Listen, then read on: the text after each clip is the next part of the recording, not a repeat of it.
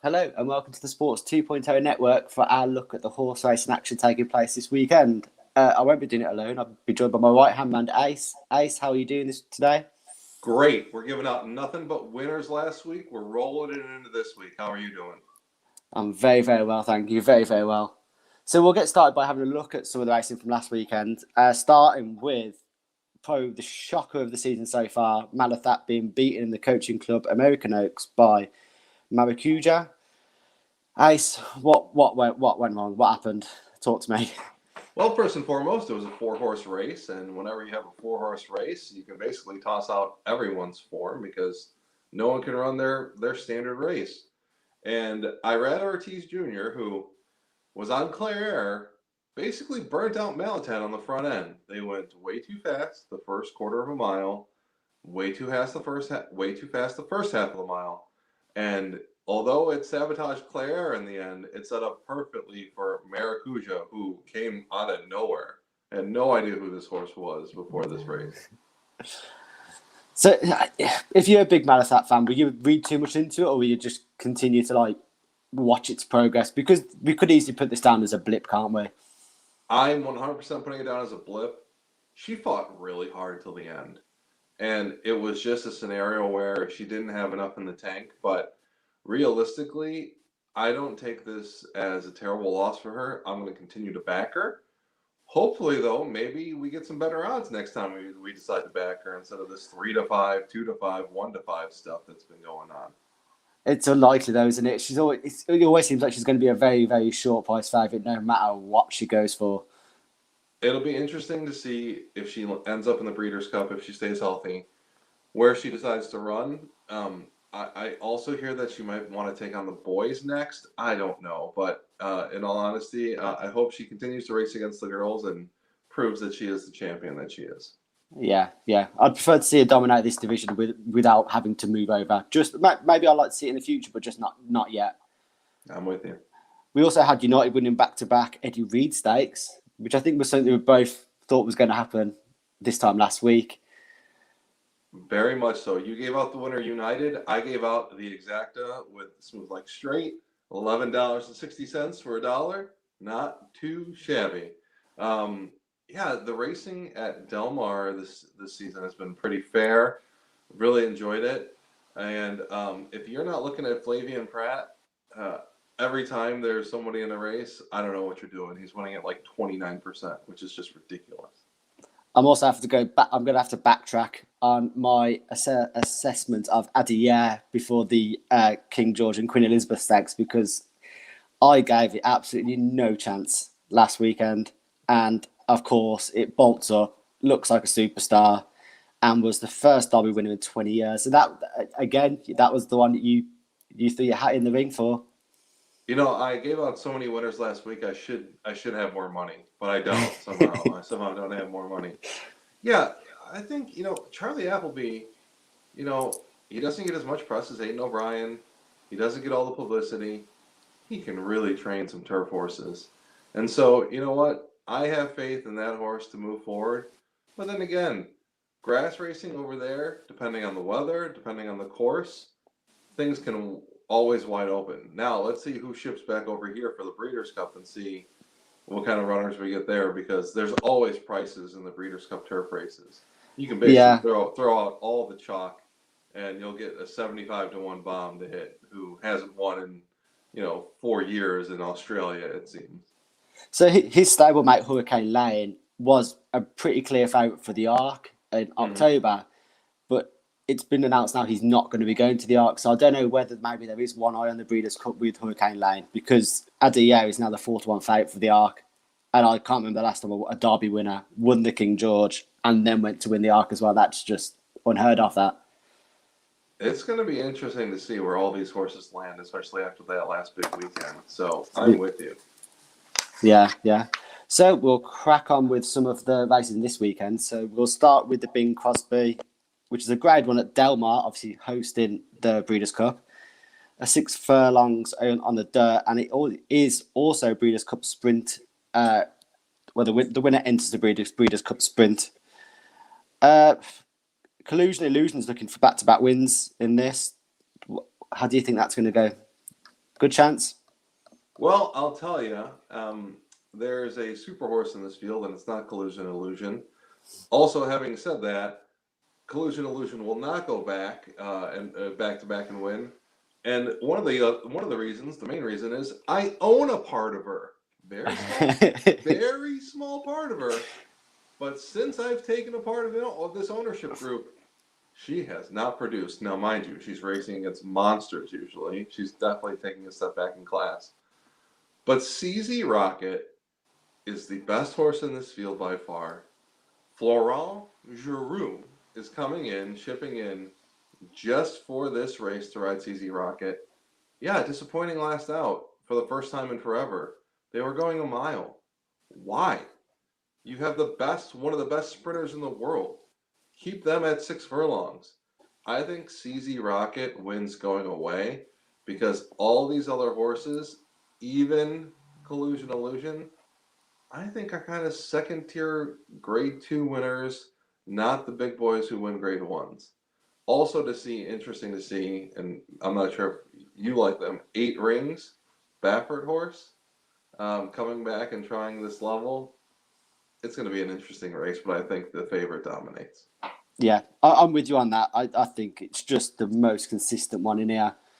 It's been first or second in his last 9 runs, and he's already won the Count Fleet Sprint and a listed race as well this season. I quite like one of the bigger price ones as well. Maybe it's a place bet. Quick Tempo, who is 12-1 at the minute. I just think it's 3 wins and 2 seconds from 6 starts. Got a career high speed figure rating early in the season of 107. It's going to be a tough challenge, but I'd be a little bit interested to just take the price on that. I would not blame you one bit. I think Quick Tempo is a very nice underneath play. If you look at the jockey standings, which are very interesting in Del Mar, you obviously have Flavian Pratt first. Umberto Rispoli is only winning at about 12%, but he leads the group in seconds by a wide margin. He's got something like 12 seconds for a meet that's been open for 3 weeks. So I do not blame you. Quick Tempo with Umberto, I can see coming in second or third, or maybe upsetting, but I think CZ Rocket is really special. Yeah, I totally agree with you. I think the favourite is going to probably bolt up, but I'll be taking a chance on Quick Tempo as well, I think. Don't blame you one bit. So next, we'll be moving over to Saratoga, where we've got a pretty interesting card of races, starting with the Vanderbilt. It's Grade 1, 6 furlongs on the dirt. For the previous 5 winners of this have been 6. So Firenze Fire is the only 6-year-old in this field, or one of the 2 6-year-olds. Sorry, is this his? I think it is. I very much like Firenze Fire in this race, but what I find more interesting is the 2 races that we just talked about. This one and the previous one, very similar. 6 furlongs on the dirt. CZ Rocket and Whitmore have run 1-2 8 times. And Whitmore said, forget this. I am not going to Del Mar to challenge CZ Rocket again. I'm going to the East Coast. I'm going to try and regain my mojo. I think this actually is a little more wide open of a race. I do think that Firenze Fire is the class of this field. I would not be surprised if we have an Irad Ortiz and Jose Ortiz brothers exacta with Mischievous Alex as the morning line favorite at 2-1. I like Joe Saffie Jr. I don't think he's a deserved favorite at 2-1 as he is right now. But in all honesty, the Ortiz brothers run 1-2 all the time. They're first and third in the jockey standings at right now at Saratoga. It's just got that Ortiz brothers feeling to me. Did you have anyone else besides Firenze Fire? Yeah, well, I like Firenze Fire. Obviously, 2 wins in a second this year. But I would be going for a horse which perfectly sums me up, Mischievous Alex, to be fair. I'd be going for the favourite. I'd like a slightly bigger price, to be honest with you. But his form this year has been pretty good. 3 from 4. He was third in the Metropolitan last time out. I think going back to 6 furlongs is going to suit him to a T, and I think this is probably his to lose. I'm with you. So I think we're on the same page there.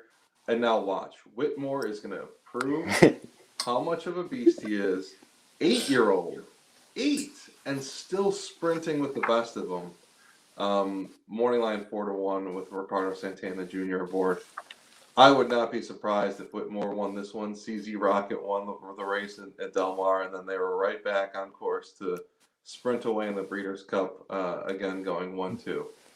Yeah, I think it's an interesting race because obviously you've got the 3, which I guess many people are going to believe is going to be a 3-horse shootout to get the win. But there could be a couple of interesting ones at bigger prices that could just pop up out of there. I agree. If this race falls apart, every horse that I've seen in here can probably win, except for Montauk Traffic, the 8. Luis Saez is riding the heck out of his horses. You've got a Rosario and Maker pairing. Like, you've got some pretty decent horses at every level. I would not be surprised if there's an upset, but then again, I think the race would have to fall apart from a speed perspective. Someone would have to go 21 and 44, and I just don't know if someone's going to go crazy on the front end to just blow this thing out. Yeah. I think the winner probably come from one of the 3, but I'm going to go with my namesake, Mischievous Alex. And I'm going to go with the Ortiz Brothers Exacta, Mischievous Alex, and Friends Fire Exacta box. Yeah. So we'll roll on to the Bowling Green Stakes, which is again at Saratoga. It's Grade 2, over 1 3/8 miles on the turf. It's quite interesting this weekend. There's 3 previous winners of this race all involved. So do you think there'll be a repeat winner, or are you going to go for a new winner? I'm going to go for a repeat winner. And which one? I know, right? I'm going to go with Channel Maker, and I just... Oh, this is a tough race. I don't like Manny Franco as a jockey. I don't think he's an elite jockey. But he's on the best horse. 7-year-old gelding, Channel Maker. He's won everything. I just think he's in the best form. There's so many horses in here that I've continued to bet and lose on. So it's tough for me to just land on the favorite. But if it's not the favorite, I also like Moon Over Miami. 7-2, the 7-horse. Junior Alvarado, Bill Mott. I also don't think Junior Alvarado is an elite jockey. So I'm just lost and disappointed in myself. Who do you like here? See, out of the repeat winners, I think Channel Cat would be my pick. Obviously trained by Jack Sisterson, and he'd be ridden by John Velasquez, who's won this race 3 times in the past. They were going for the outright record this weekend. On his Man O' War Stakes form, he is certainly the one to beat here. But I think I'll be going with a new winner in Breakpoint for Chad Brown. I think I'm going back to his Chilean form. So he was obviously 4th on his American debut at Belmont. And I think he might just be a little bit underestimated in the market because he won 3 Grade 1s in Chile, although they all did come at Santiago. So I think transferring that form to here is the key question. But there's certainly a ability there. And I don't think Chad Brown would be throwing him into this race unless he thought he had a good chance of producing something. If there's a race this weekend that you want to play your kid's birthday with numbers, or your favorite 3-digit combination or 4-digit combination, this is the race to do it. Because I do not think there is a standout amongst the group. Pace controls the race. You got 2 Chad Browns in here. You got 2 Mike Makers. You got 3 Bill Mott horses. You got Irad and Pletcher. This race is a complete, any one of these horses can win this race, just who shows up today. And that said, I gave the 2 favorites, and you're giving decent long shots. So who knows? This is the toughest one of the weekend for sure. Yeah, I think it could go either way, or any one of how many winners are there? 10? 10 ways. Yeah, yeah, for sure. Yeah. So your final word on that one. Who you going for? You know what? I'm gonna go with. I think Channel Maker's in the best form. Even though I don't like Manny Franco, I'm gonna take the favorite. I hope I get a fair price because there's so many other horses in this race. But even if they go off at 2-1, I'll take it. But I'll be playing probably a ton of exotics around it and just trying to hit something bigger than 2-1. And I'll be going with one of the outsiders, Breakpoint, I think, for that one. Okay. And so, last of all, then, we go to the Jim Dandy Stakes, which is a Grade 2 at Saratoga for 3-year-olds over 1 1/8 miles on the dirt. I mean, there'll be no prizes for guessing where all the eyes will be on this race. Post 5, Brad Cox's Belmont Stakes winner, Essential Quality. How excited are you to see him back on the track? Super excited. One of the prettiest horses I've ever seen. I mean, gray all day. Going 1.125 miles. Honestly, I'm picking against him. I'm going to. I'm going to. And here's the reason why. Yet again, it's a short field, 6 horses, right? I've got a feeling one of them's going to scratch. Just, I don't know who, but not Essential Quality. Then it's all of a sudden it's a 5-horse race. What did we see last week with the champion 3-year-old filly? Short field, just kind of got beat, you know? I am looking to Essential Quality's inside because I really think the 2, Masquerade, the 3, Weyburn, and the 4, Keep Me in Mind, they're all going to go and be ahead of Essential Quality. Essential Quality is going to try and close into those 3. I don't know which one's going to hold up, but believe you me, I'm going to be playing a lot of 2, 3, 4 with the 5, with the 2, 3, 4 trifecta, superfecta in this short field. I love Essential Quality. She's gonna go. Oh, he's gonna go off at what, 1-9, Yeah, more than likely. and I don't think he's that much of a lock because all this race is setting up for the next one and the next one, and I mean, looking at this field, nobody should be able to compete with him.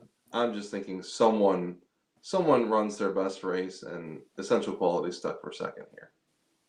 Yeah, I like you. I expect Essential Quality to bolt up in this, but I'm again going to take him on.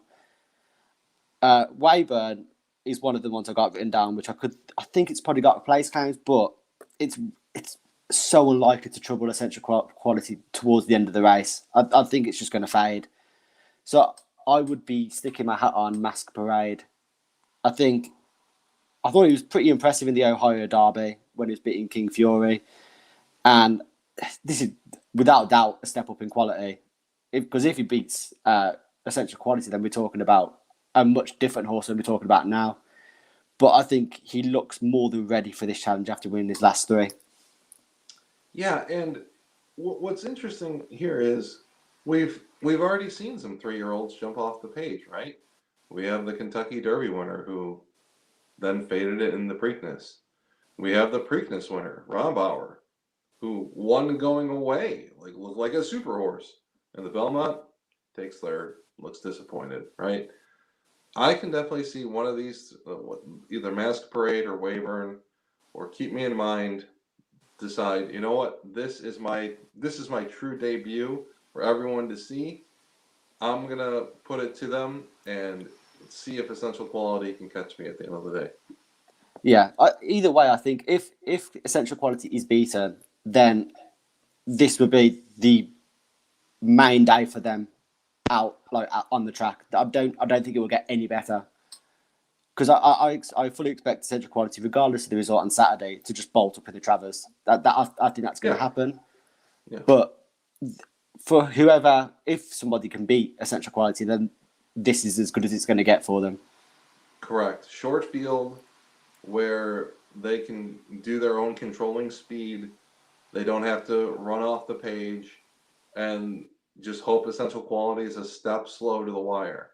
Like, I'm going to key. Like, I think Essential Quality is going to fire. I think they're just the most consistent 3-year-old by far. I can't see them not taking second. So I'm just going to key them there and put the 2, 3, 4 all around it. Yeah, I'll be going for an exacta. I think I'll go 1, 5 Essential Quality, and then 2 Mask Parade, which is number 2. Yeah. Yeah. So to finish then, best bets for the weekend. What are you thinking?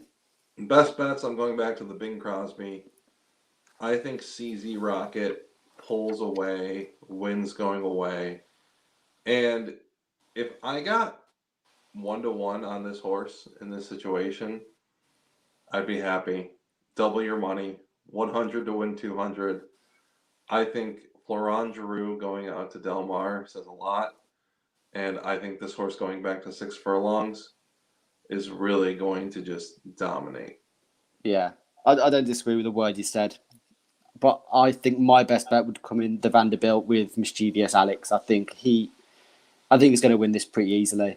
Back at 6 furlongs.